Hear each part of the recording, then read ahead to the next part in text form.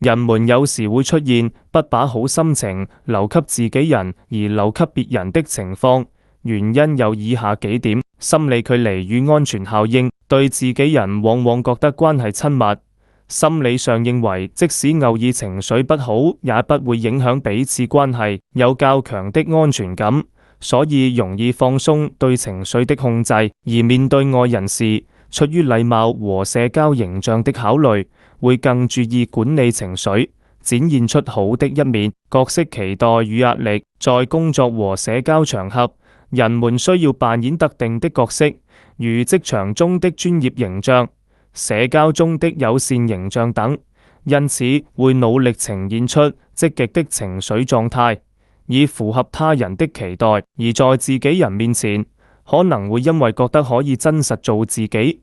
而忽略了情緒的表達是否恰當。習慣與認知偏差，有些人在成長過程中受到的教育或環境影響，形成了對外人客氣、對自己人隨意的習慣。此外，還可能存在認知偏差，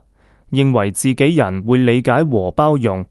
而沒有意識到這種行為可能對親密關係造成傷害。情緒轉移與發洩，當在外面遇到壓力或不愉快的事情時，一些人可能缺乏正確的情緒調節方法，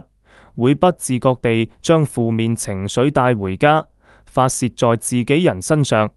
而把好的情緒留給了愛人。這種行為可能會對親密關係產生負面影響。人們應意識到這一問題，努力將好心情也帶給自己人，以維護良好的家庭和親密關係。